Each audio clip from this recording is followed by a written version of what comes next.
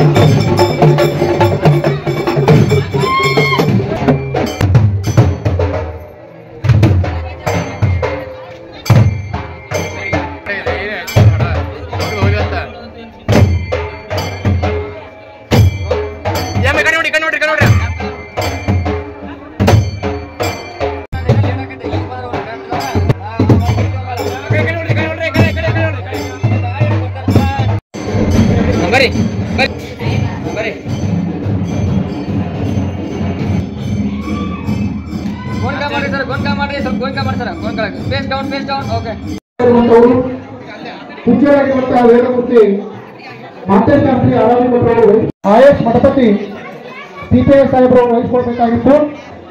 ಅವರ ಅನುಪಸ್ಥಿತಿಯಲ್ಲಿ ಸರ್ಕಾರಿ ಆಸ್ಪತ್ರೆಯ ವೈದ್ಯಾಧಿಕಾರಿಗಳಾಗಿರುವಂತಹ ಸನ್ಮಾನ್ಯ ಭಾವಿಕ ಸಹಶಿಕ್ಷಕರಾಗಿರುವಂತಹ ಸನ್ಮಾನ್ಯ ಶ್ರೀಯುತ NS ತಲ್ಲೂರ್ ಅವರು ಚತುರ್ಭುಜಂ ಪ್ರಸನ್ನವದನಂ ಧ್ಯಾಯೇ रोहिणो प्रशान्ते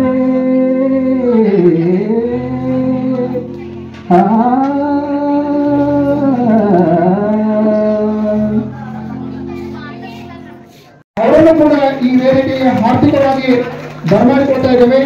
ಶ್ರೀಯುತ ತಲ್ಲೂರು ಸರ್ ಅವರನ್ನ ಗಮನಿಸ್ತಾ ಇರುವಂತ ಈ ಹೆಮ್ಮೆಯ ಮಗ ಸನ್ಮಾನ ಶ್ರೀ ಡಾಕ್ಟರ್ ಬಾಳೆಕಾಯಿ ಅವರನ್ನು ಕೂಡ ಈ ವೇದಿಕೆಗೆ ತೇಜಸ್ಸನ್ನು ಹೆಚ್ಚಿಸಿದವರು, ಈ ಓಣಿಯ ಹಿರಿಯರು, ಆತ್ಮೀಯರು, ಮಾರ್ಗದರ್ಶಕರಾಗಿರುವಂತ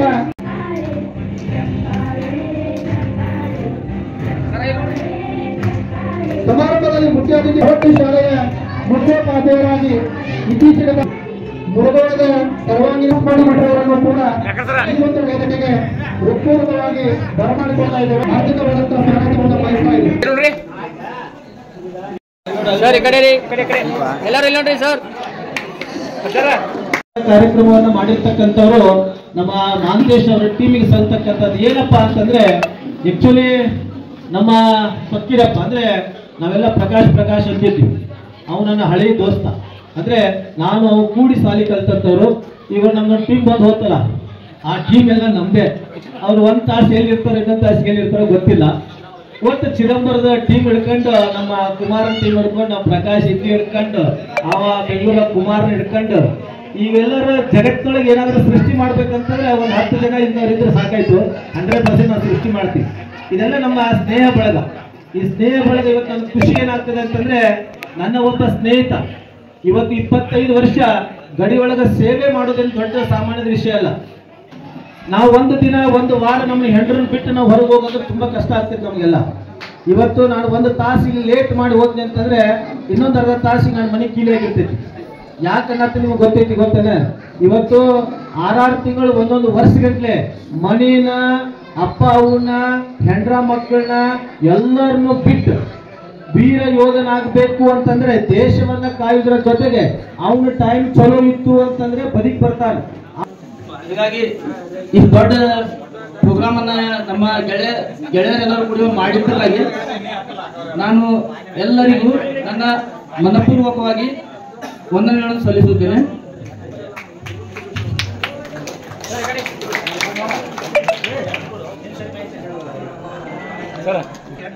ಅತ್ಯಂತ ಉನ್ನತ ಸಮಯವನ್ನು ತೆಗೆದುಕೊಂಡು ಇಂಥ ಅದ್ಭುತವಾದ ಕಾರ್ಯಕ್ರಮವನ್ನು ಮಾಡಿಕೊಟ್ಟಿದ್ದಕ್ಕಾಗಿ ಎಲ್ಲರಿಗೂ ನನ್ನ ವತಿಯಿಂದ ಮತ್ತು ನನ್ನ ಪರಿವಾರದ ವತಿಯಿಂದ ಹೃತ್ಪೂರ್ವಕ ಧನ್ಯವಾದಗಳನ್ನು ಹೇಳಬಯಸುತ್ತೇನೆ.